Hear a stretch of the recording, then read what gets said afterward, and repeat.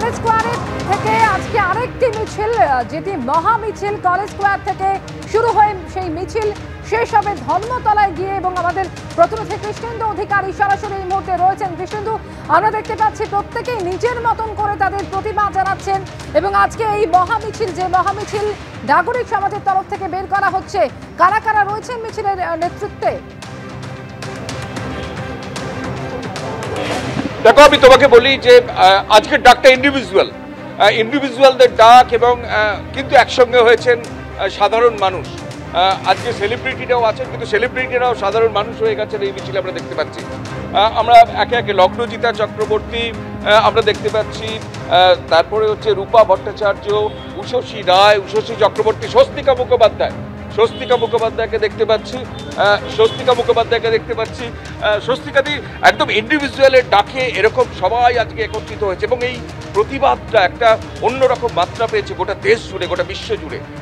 বিচার কবে পাওয়া যাবে সেটার জন্যই তো রাস্তায় নেমেছি, কারণ সবাই সেটাই চায়, মানে সবার সেটাই জিজ্ঞাস্য। 23 দিন হয়ে গেছে, একটাও অ্যারেস্ট হয়নি। একজন অ্যারেস্ট হয়েছে কলকাতা পুলিশ। সেটা তো মানে প্রথম থেকেই বোঝা যাচ্ছিল যে সেটা খুব একটা বিশ্বাসযোগ্য নয়। মানে একজন মানুষের পক্ষে তো এত বড় একটা ঘটনা ঘটানো সম্ভব নয়। আর যদি এটা এতটাই সহজ ছিল তাহলে এটাকে প্রথমেই সুইসাইড বলে ধামাচাপা দেওয়ার মানে দরকার পড়লো কেন? ওই প্রয়োজনটা কেন হলো যে যখন এভিডেন্সও ছিল, ব্লুটুথ পাওয়া গেছে বা মানে সবটাই যখন সেই ছেলেটার দিকেই যাচ্ছিল যে ধরা পড়েছে, তাহলে বাবা মাকে কেন জানানো হলো যে এটা সুইসাইড? তো সেখানে মানে জনসাধারণের আমার মনে হয় না কেউ আমরা বিশ্বাস করছি যে এটা একটা মানুষের কাজ। এবং সিবিআই এতদিন ধরে যে তদন্ত করছে সেটা তো আপডেটটা তো আসা উচিত, যখন এতজন মানুষ জানতে চাইছে। না, আমরা তো কিছু অন্ধকারে আছি, পুরোটা একটা ধোঁয়াশা হয়ে আছে। আর আমার মনে হয় যে সবাই হয়তো ভেবেছিল যে ওই 2-4 দিন সবাই চিৎকার চেঁচামেচি করবে, সোশ্যাল মিডিয়ায় সোচ্চার হবে, তারপরে ব্যাপারটা খুব ডাইলিউটেড হয়ে যাবে। কিন্তু আমার মনে হয় না আমাদের মানে এটা নিয়ে আমরা এত একটা দৃঢ় পদক্ষেপ নেওয়া হচ্ছে, আমার মনে হয় না আমাদেরকে টলানোটা এইবারে অন্তত খুব ইজি হবে। একদমই তাই। মানে আমি অন্তত আজকের মিছিলের যে অবয়ব ছবি দেখছি তাতে টলানোটাই অসম্ভব। স্বস্তিকা যেটা বলছেন সেটাই। আমাদের রূপা ভট্টাচার্য আছেন। রূপা, কি বলবেন? যেটা স্বস্তিকা বললেন, আমাদের সকলেরই উষসী রয়েছেন, চৈতিদি রয়েছেন, ওখানে টুম্পাদি রয়েছেন, সুদীপ্তা চক্রবর্তী, আমরা সব এখানে এক জায়গাতে এসেছি এবং আজকের দিনে আমরা সবাই নাগরিক অধিকারের দাবিতে এসেছি। এবং এই যে তথ্য বিকৃতি নিয়ে নানান আলোচনা হচ্ছে এবং যখন মহামান্য বিচারক কিছু প্রশ্ন করছেন সেটারও আমরা দেখছি কিন্তু লাইভ স্ট্রিমিংয়ে যে সেখানেও কিন্তু অসঙ্গতি রয়েছে এবং নানান আলোচনার শাক দিয়ে মাছ ঢাকার জায়গাটা যে কোথাও আস্তে আস্তে ক্ষীণ থেকে ক্ষীণতর হচ্ছে সেটা আমরা সাধারণ মানুষরা বুঝতে পারছি বলেই আমরা এই মৃত্যু, এই ধর্ষণ, এই নারকীয় হত্যা নিয়ে রীতিমতো প্রশ্ন উঠছে, সাধারণ মানুষের মধ্যে উঠছে, সেলিব্রিটিদের মধ্যে উঠছে। না, আমার মনে হয় না যে আমরা কেউ এখানে সেলিব্রিটি হিসেবে এসেছি, আমরা মানুষ হিসেবে এসেছি, মহিলা হিসেবে এসেছি, প্রথমত মানুষ হিসেবে এসেছি। মানবিক অধিকার, ন্যূনতম যে অধিকার আমাদের সেটা হচ্ছে সুরক্ষা, সেটা হচ্ছে কেউ যদি রেপ হয়, কেউ যদি খুন হয় তার বিচার চাই, এটাই হচ্ছে। এবং সবচেয়ে বড় কথা হচ্ছে সিবিআই উত্তর দিতে হবে আমাদের যে কি হচ্ছে, এনকোয়ারিটা কোথায় দাঁড়িয়ে আছে, প্রশাসনকে উত্তর দিতে হবে।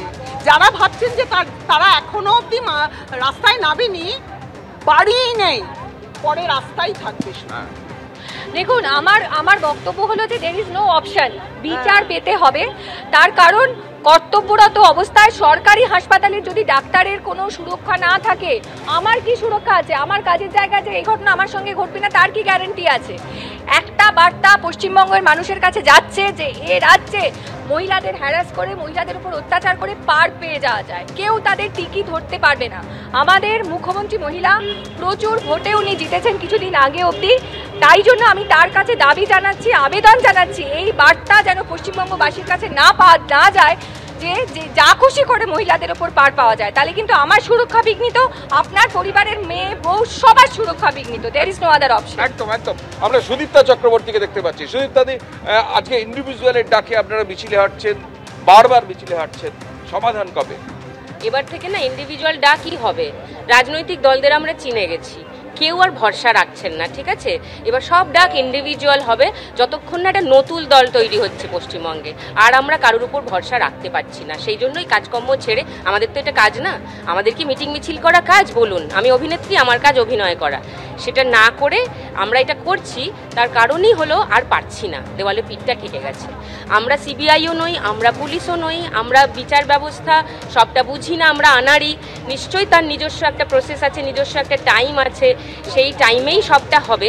তবু কিছু যেন লুকোনো না হয়, কিছু যেন চাপা পড়ে না যায় প্রতিবারের মতো, সেই জন্যই আমাদের এতটা চেষ্টা করে যেতে হচ্ছে আর কি। আমরা দেখতে পাচ্ছি এমন একটা মিছিল আজকে যেখানে সেলিব্রিটিরা সাধারণ মানুষ হয়ে গেছেন, সাধারণ মানুষরা সেলিব্রিটি হয়ে গেছেন। আমরা দেখতে পাচ্ছি উষসী রায়, অভিনেত্রী উষসী রায়, সাবল জানাকে বলবো সেই ছবি দেখাতে। উষসী এসে উপস্থিত হয়েছে। উষসী, এই যে সাধারণ মানুষ রাস্তায় নামছেন, এতদিন কেটে গেল, বিচার কবে পাবেন এই দাবি নিয়ে আপনিও সেই আন্দোলনের শরীর। রাস্তায় এই মুহূর্তে রাস্তায় নামা ছাড়া তো আমাদের কাছে আর কিছু নেই। আমি আগেও বললাম, আমরা তো এই মুহূর্তে তো নিজেদের হাতে তো আর আইন তুলে নিতে পারবো না। তো সেই কারণে আমরা রাস্তায় নামবো, চিৎকার করবো, প্রতিবাদ জানাবো, মিছিলে থাকবো। এইটুকুই আমাদের ক্ষমতা, সাধারণ মানুষ হিসেবে এইটুকুই আমরা করতে পারি। তো আমাদের দেখে যদি আরো 10-15 জন মানুষ এগিয়ে আসে সেটা ভালো, আমাদের সঙ্গে পা মেলানোর জন্য, গলা মেলানোর জন্য।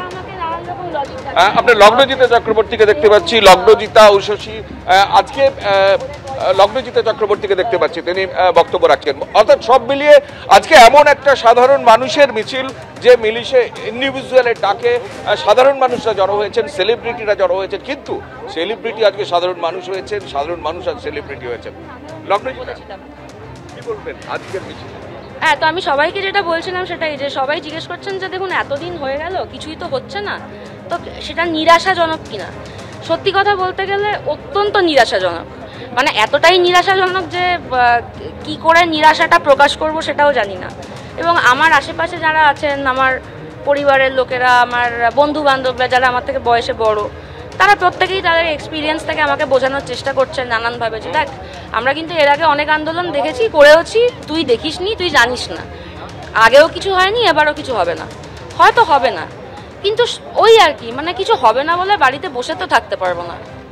অর্থাৎ একটা নিরাশার জায়গা তৈরি হয়েছে, নিরাশাবাদের জায়গা তৈরি হয়েছে যে কেন বিচার পাচ্ছেন না, কিন্তু সেই নিরাশাবাদের মধ্যেও একটা আশার বাণী যে হতেই হবে। অর্থাৎ সেই জায়গা থেকেই আজকের মিছিল শুরু হচ্ছে। প্রচুর মানুষ উপস্থিত হয়েছেন এবং সবচেয়ে বড় কথা, কোনো রাজনৈতিক দল নয়, কোনো পতাকা নয়, জাতীয় পতাকা নিয়ে ইন্ডিভিজুয়ালের ডাকে ইন্ডিভিজুয়ালরা জড়ো হয়েছেন। কলেজ স্কয়ার থেকে ধর্মতলার দিকে সেই মিছিল যাবে।